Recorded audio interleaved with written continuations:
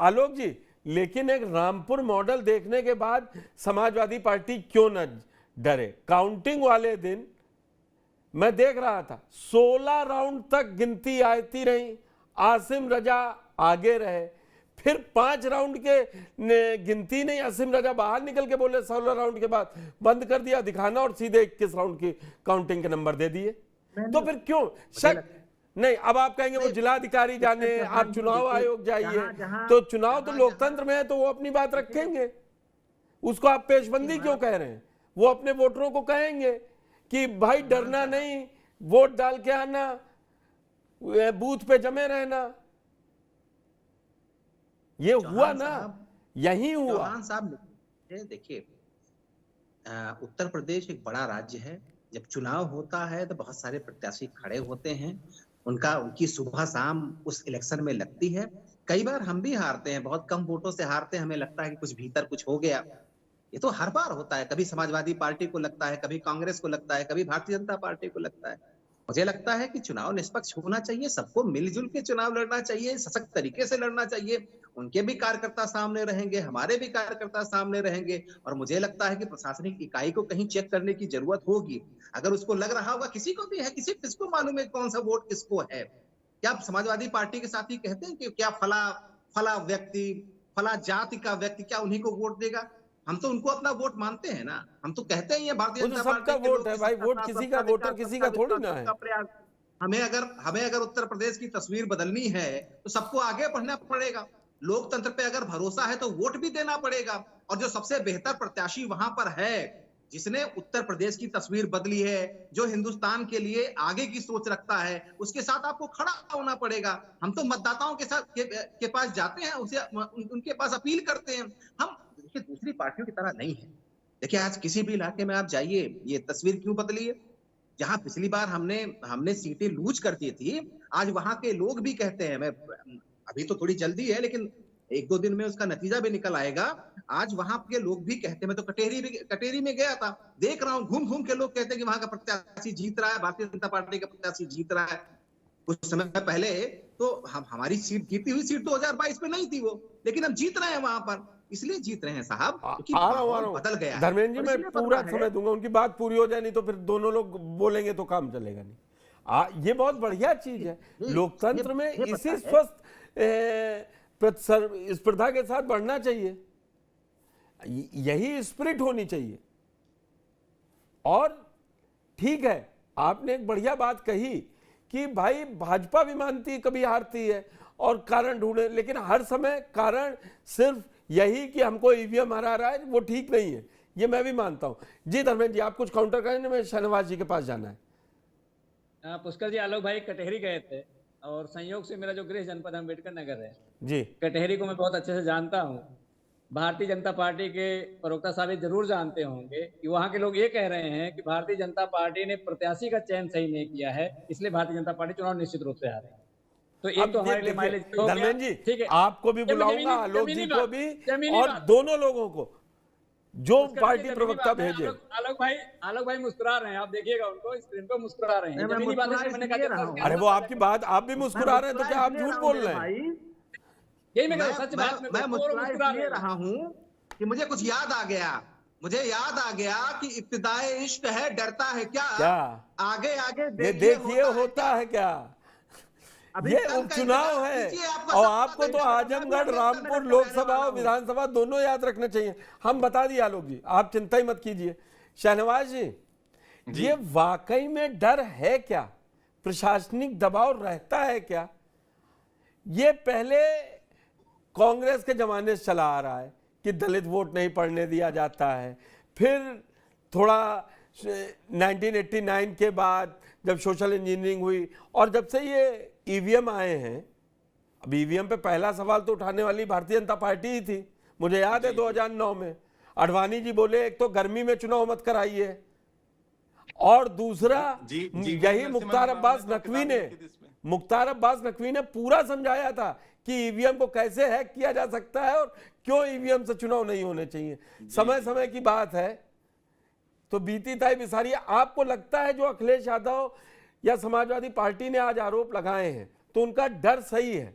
प्रशासनिक ये तो सही बात है, महिलाएं जाएंगी और कहा गया वहां महिला पुलिस वाले चेक कर रहे हैं, उनको तो अधिकार नहीं है ना आईडी कार्ड चेक नहीं, करने देखिए, का। मॉडल कोड ऑफ कंडक्ट का तो पालन होना चाहिए, और उसमें सही बात है, आपने भी कहा कि महिला या कोई भी पुलिस वाले को अधिकार नहीं होता है इलेक्शन के समय में कि वो किसी का आई कार्ड चेक कर सके, वहां उसके लिए अधिकारी होते हैं। लेकिन ये अखिलेश यादव जी का डर नहीं है, ये तो जो भी सत्ता में होगा और उसके विरोध में जो भी होगा उसका डर जायज रहेगा। अगर कहीं पर कभी हमने भी देखा, आपने भी देखा, चुनाव में जब भारतीय जनता पार्टी विपक्ष में रहती है तो उसको भी ये डर जायज होता है। और ये जो पश्चिम बंगाल में रोज ही खड़े रहते थे चुनाव आयोग कार्यालय पर एक टीम। और ये जो उपचुनाव है, खासकर से उपचुनाव में हमने भी देखा, और अमूमन सरकार की फेवर में जाने की चीजें होती हैं। लेकिन मैं यहाँ ये बताना चाहूंगा, वो अगले राउंड में पूछूंगा आपसे, नहीं तो फिर सब खोल देंगे आपके कहाँ है, तो अभी वही पंचायत हो जाएगी। राजेश पासवान जी के पास जाता हूँ। आज वो नहीं बोलूंगा, आज मैं सीटें नहीं बताऊंगा, कल वोटिंग हो जाएगी फिर बात करेंगे उस पर तो। लेकिन मैं ये बताना चाहता हूँ कि समाजवादी पार्टी ने जनरली चुनाव बहुत बढ़िया लड़ा है, और समाजवादी पार्टी को अपनी स्ट्रेंथ पर ही रहना चाहिए। उन्होंने बहुत मजबूती के साथ, मैं मतलब हैरान हो रहा हूँ, बाय इलेक्शन में इतना सीरियसनेस मुझे तो याद ही नहीं। कुछ ग्राउंड रिपोर्ट्स हमारे चैनल पे लगी हुई हैं, मुझे खुद ही लग रहा है खैर जैसी सीट पे लोग वहां बोल रहे हैं। और मजे की बात है, खैर में जो चारू कहन है, अब धर्मेंद्र जी को असली मुद्दे उठाने चाहिए। उनके ससुर जो तेजवीर सिंह ये हैं चौधरी, उनको उनकी जेल चेंज कर दी है, उनको कहां भेज दिया, खैर से निकाल के कहीं दूर भेज दिया है। तो ये मैं जो बताना चाह रहा था, जो आपका सवाल था कि प्रशासन का दबाव रहता है यकीनन, लेकिन मुझे लगता है भारतीय जनता पार्टी को इस चुनाव को बहुत सीरियसली लेना चाहिए और ऐसी गलती ना करें कि जो ऑलरेडी समाजवादी पार्टी एक अच्छा चुनाव लड़ रही है उन्हें एक एज मिल जाएगा। जैसे अखिलेश यादव जी ने, मुझे नहीं मालूम कितने लोगों को रेड कार्ड मिला होगा, लेकिन अखिलेश यादव जी ने वो रेड कार्ड चल रहे हैं। वो अखिलेश यादव ने अकेला ट्वीट नहीं, अम्बेडकर नगर में कई रेड कार्ड जारी हुए। हो सकता है 10 को मिले, 50 को मिले, 100 को मिले, लेकिन परसेप्शन ये बना दिया गया है इस समय समाजवादी के द्वारा कि लगभग सभी को दबाव बना रहा है, यानी भारतीय जनता पार्टी डर रही है।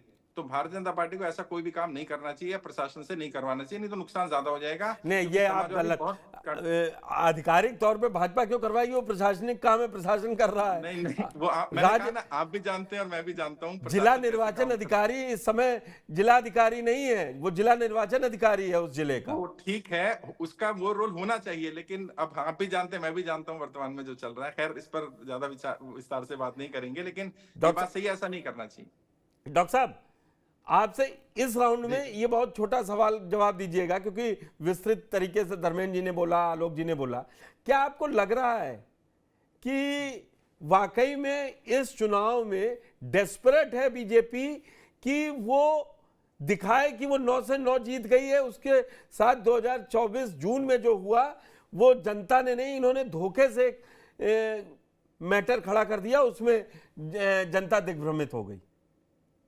देखिए, 2-4 दिनों में सब चीजें क्लियर हो जाएंगी, लेकिन सत्ता पक्ष के लिए चुनाव जीतना इसलिए जरूरी है क्योंकि वो उसकी पूरी इमेज के खिलाफ जाएगा अगर वो चुनाव हारती है तो। और विपक्ष के लिए जीतना इसलिए जरूरी है क्योंकि यदि वो विपक्ष जीतता है तो सत्ता पक्ष पे अपनी बढ़त बनाएगा। तो बीजेपी चाहेगी कि हर हाल में जीते, और उसका जो अश्वमेध यज्ञ का जो घोड़ा चल रहा है वो उसको कोई रोकने ना पाए, और विपक्ष चाहेगा कि उस अश्वमेध यज्ञ के घोड़े को रोके। तो ये कवायद चलती रहेगी, 2-4 दिन में क्लियर हो जाएगा। 22 के बाद जो उपचुनाव हुए, चाहे विधानसभा का हुआ या लोकसभा का हुआ था, और 24 से पहले रामपुर जैसी सीटें लूज कर गई, और वहां बसपा लड़ भी नहीं रही थी। रामपुर में बसपा लड़ी नहीं थी, तब लूज की, और इसीलिए उन्होंने, अब गुड्डू मुस्लिम तो समाजवादी पार्टी में, क्योंकि यूपी में कब कौन किधर है वो याद रखना जरूरी है। आजमगढ़ में तब गुड्डू मुस्लिम ने बड़ा नुकसान पहुंचाया था धर्मेंद्र यादव जी को। खैर, इस बार से वो सांसद हैं, और तब भी आरोप यही लगे थे कि प्रशासन ने चुनाव हरवा दिया। ये कहावत है ना कि पब्लिक का जो मिजाज है वो खुदा की लाठी की तरह बेआवाज होती है, तो कब किसके ऊपर जाए ये कहना पहले से मुश्किल है, वो रिजल्ट में ही पता लग पाएगा।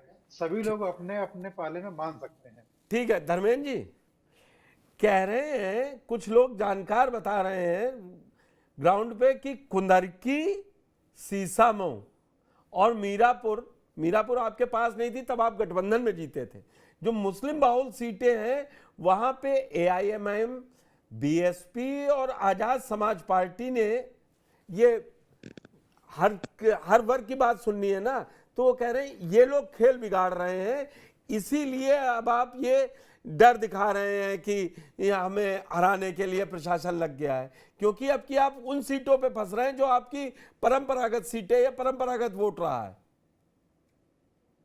हाँ पुष्कर जी, जो एक सामान्य वोटर होता है उसकी एक चिंता ये होती है जब भी चुनाव आता है कि आखिर इस चुनाव में वोट करने से हमें क्या मिलेगा। अगर उस क्षेत्र का या उस विधानसभा क्षेत्र का कोई युवा वोट डालने जाता है, उसके जहन में जरूर होता है कि हमें क्या मिलेगा, तो अपने अधिकारों की रक्षा उसे कौन करेगा। जैसे अगर युवा कोई वोट डालने जा रहा है और इलाहाबाद में तैयारी कर रहा था, यूपीपीएससी की तैयारी कर रहा था, उसने देखा कि उसके अधिकार को भारतीय जनता पार्टी छीन रही है।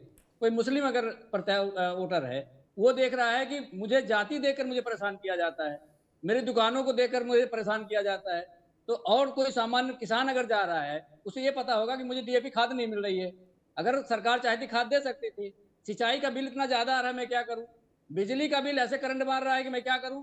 तो जनता के हाथ में सरकार से बदला लेने का एक अवसर आता है, वो चाहे बिजली का बदला लेना हो, चाहे डीएपी खाद का बदला लेना हो, चाहे सिंचाई का बदला लेना हो, चाहे बेरोजगारी का बदला लेना हो, और चाहे अपने सम्मान का बदला लेना हो, चाहे बेटियों का बदला लेना हो, बेटियों के सम्मान का बदला लेना हो, तो उसे मौका मिलता है। तो मुझे लगता है कि अब लोग समझदार हैं और दुनिया टेक्नोलॉजी के नाते छोटी हो गई है। जैसे आज पूरा देश देख रहा है भारतीय जनता पार्टी के लोग आपस में लड़ रहे हैं, कभी इनके नारे टकरा रहे हैं। वो बोले भाई बटेंगे कटेंगे, ये तो योगी जी का नारा, हमारा नारा है नहीं। अरे हम जो पूछ रहे हैं उस पे रखिए ना, नारे वाला अगला राउंड आप खुद ही एंकर वो करे दे रहे हैं। वो हम पूछेंगे, वो आलोक जी से सवाल है ना, आप हमारे सवाल जवाब दीजिए। हम आलोक जी के लिए हम हैं। नारे टकराए, साथ में वो ये भी तो लिख रहे हैं कि योगी आदित्यनाथ जी के लिए हमारे नेता हैं, बोल रहे हैं योगी। अच्छा बताइए, नेता कैसे मानते? योगी आदित्यनाथ जी 2019 का जब उपचुनाव हुआ था गोरखपुर में, वो मुख्यमंत्री रहते हुए चुनाव हार गए थे। तो नेता वो नहीं होता है, नेता वो होता है जिसको लोग नेता मानते हैं। नेता ऐसा नहीं कि आप चुनाव खुद हार जाइए, चुनाव जितवा ना पाइए, वैसे उसको नेता नहीं कहते। आदरणीय नेताजी को नेताजी कहते हैं। आप भी कहेंगे कि वो नेताजी।